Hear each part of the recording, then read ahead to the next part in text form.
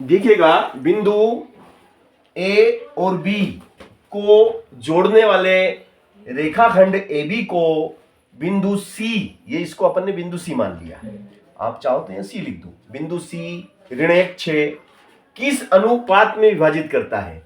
तो AB जो रेखाखंड है उसको ये किस अनुपात में बांटता है? माना कि A से लेके C तक, A से लेके C तक का अनुपात मैंने मान लिया M1 और C से लेके B तक का अनुपात मैंने मान लिया M2। तो M1 कितना है? 2 4 8 10। M2 कितना है? 2 4 8 10। वो संख्या में निकालना है, तो M1 का मान भी निकालना है और M2 का मान भी निकालना है। ये बिंदु है, इसके निर्देशांक x1 y1 मान लेंगे, इसके निर्देशांक हो जाएंगे x2 y2 हो जाएंगे और ये आपका x y हो जाएगा। ये आपका x और y है, ये x1 y1 है, ये आपका x2 y2 है और इस तरीके से ये आपका चित्र बनेगा। ठीक है ना। अब हमें जो सूत्र मालूम है वो क्या है? आपका सूत्र बोलिएगा। x बराबर क्या है बेटा? x बराबर होता है m2 x1 plus m1 x2। Very good. देखिएगा अगर यहाँ m2 लिया है तो x1 लेना पड़ेगा, m1 लिया है तो x2 लेना पड़ेगा, फिर x1 और x2 को m1 और m2 को जोड़ देंगे, m1 प्लस m2 यहाँ जोड़ दो। ये सूत्र है आपका। अब इसमें x क्या है? x की जगह कितना आ जाएगा? x की जगह आ जाएगा ऋण का, ये ऋण का 1 आ गया। ये निशान भी लगाना, गणित का निशान लगाना जरूरी है। ये x की जगह तो ऋण 1 बिठा दिया आपने, m2 की जगह कौन बैठेगा? बोले m2 तो निकालना भैया, तो m2 रहेगा। हाँ, x1 कितना है? x1 दिख रही है आपको? हाँ, कितना है? -3। तो एक काम करो ना, ये आपका m2 है और ये x1 -3 है, तो ये -3 को आप आगे लिख दो, ये -3। समझ गए ना? थोड़ा अच्छा लगेगा। अभी यहाँ -3 लिखूंगा तो थोड़ा मतलब वो उसमें इतना वो नहीं रहेगा, ये थोड़ा व्यवस्थित हो गया, तो मैंने -3 को आगे लिख दिया। फिर बीच में क्या का निशान है? ये आपका प्लस, तो ये प्लस। अब m1 कितना है? नहीं दिया, निकालना है, ये आपका m1। x2 कितना है?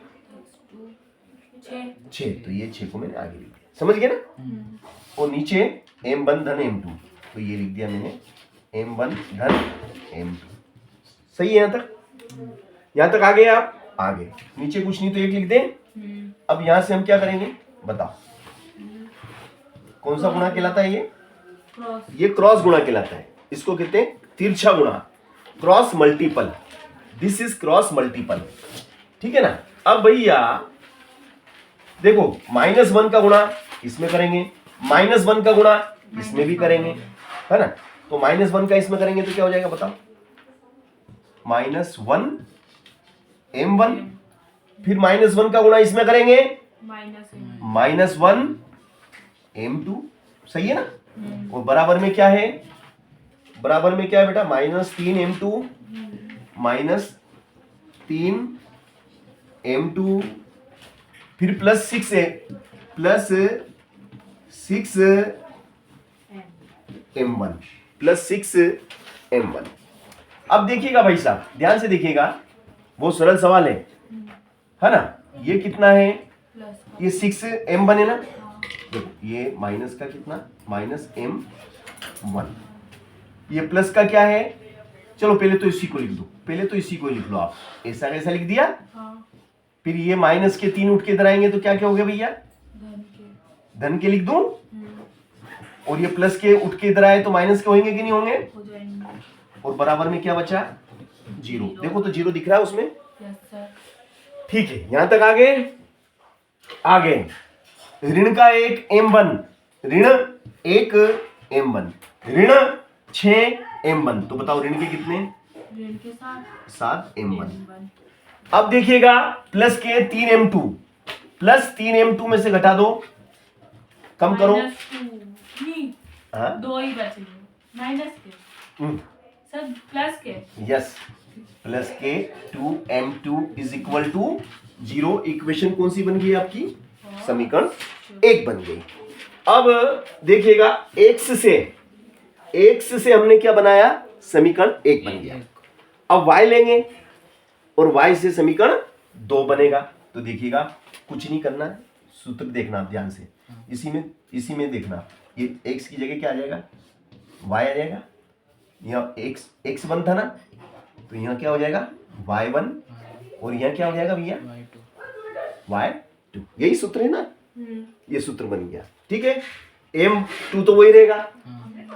अब y1 कितना है बताओ मुझे, y1 देख के बताओ, y1 कितना है आपका 10। y1 10 है, बिल्कुल सही जवाब, ये 10 लिख दिया। और y2 कितना है, -8। माइनस का है तो प्लस की जगह माइनस कर लो भैया, माइनस सॉरी ये माइनस का कितना 8 लिख दो, और बराबर में y कितना भाई साहब 6 लिख दूं, ये 6 लिख दिया, नीचे 1। अब इसका इसमें गुणा होगा और इसका इसमें गुणा हो जाएगा, सही बात है ना। चलो ये समझा लो, चलेगा। 6 का गुणा करो इसमें, तो ये हो जाएगा आपका 6m1। फिर 6 का गुणा m2 में, बोलो 6m2 बराबर। अब 1 का गुणा देखिएगा, 1 का गुणा इसमें करो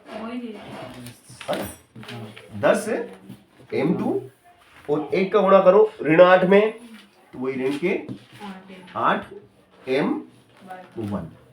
अब भैया इसको उठा के इधर लाएंगे अपन, है ना। तो देखिएगा ये तो 6m1 धन के 6m2, और 10 उठ के इधर आएंगे तो ऋण के 10m2, फिर 8 भी उठ के इधर आएंगे तो बोलो धन के 8m1 बराबर क्या है 0 आएगा ना। अब देखिएगा 6m1 और 8 14m1। अब देखिएगा ऋण के कितने 10m2 और धन के 4, वेरी गुड, कितने लिखूं, ऋण के 4 m2 बराबर में क्या रह गया बेटा 0, और समीकरण बन गई 2। तो भैया समीकरण 1 और 2 आपकी तैयार हो गई। पानी लाना। अब हम क्या करेंगे, 1 और 2 को कौन सी विधि से हल करेंगे, विलोपन विधि से। तो विलोपन विधि से कर पाओगे,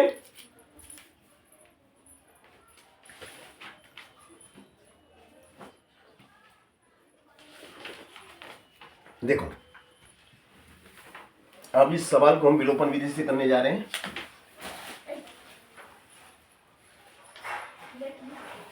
लिख ली तुमने, चलो बोलो बेटा, समीकरण 1 बोलो तुम।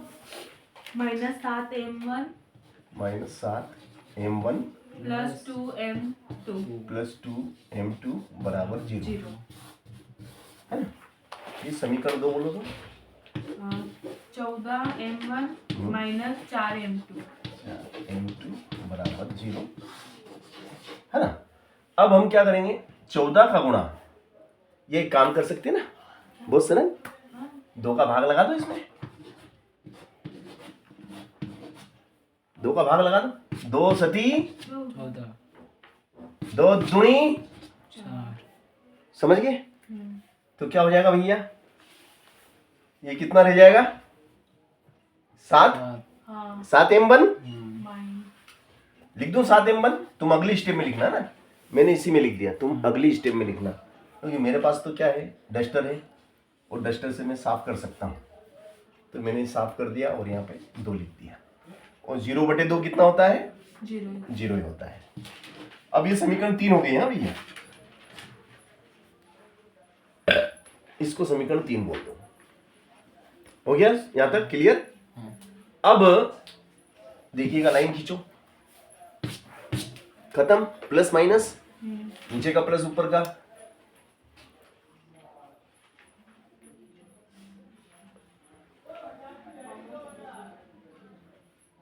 गड़बड़ सवाल में मिस्टेक करी अपन ने, क्योंकि फिर तो ये भी कट रहा है।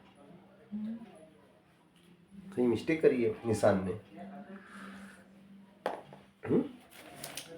इस सवाल में मिस्टेक हुई है भाई साहब, बहुत बड़ी मिस्टेक हुई है अपन से।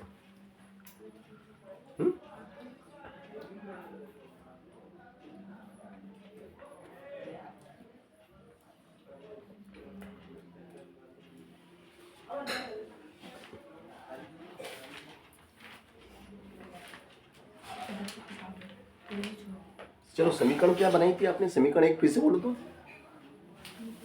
-7m1 प्लस 2m2 प्लस का है, हाँ तो आपने प्लस तो लिखा। प्लस का ही है तो फिर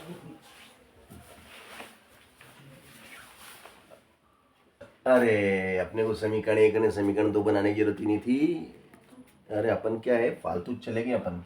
देखो अपने को एक ही से हो रहा था, सिर्फ x का मान निकालना था। क्या था बोलो तो, समीकरण एक बोलो तो बेटा। -7m1 -7m1 plus plus 2m2 2m2 बराबर 0। बस यहाँ तक ये इसी में सवाल आ गया था। y का मान रखना ही नहीं था बेटा अपने को, y का मान रखने की जरूरत नहीं थी। देखो कैसे, देखिएगा अब आप, समीकरण एक बन गई थी ना, ये समीकरण एक थी। इसी में देखना कैसे करते हैं, देखना ये उठ के उधर गया तो क्या का हो गया माइनस बोलो, -2m2 यही हुआ ना। हाँ अब भैया ये गुणा वाली चीज कहाँ जाती भाई साहब, बटे में यही है ना, हाँ कट गया। हाँ और ये गुणा में m2, तो m2 गुणा में तो कहाँ जाएगा, बटे में आ गया ना। हाँ और ये क्या हो गया 2/7। यहाँ लिख देंगे m1 अनुपात m2 बराबर 2:7। ये हमारा उत्तर आ गया भाई साहब।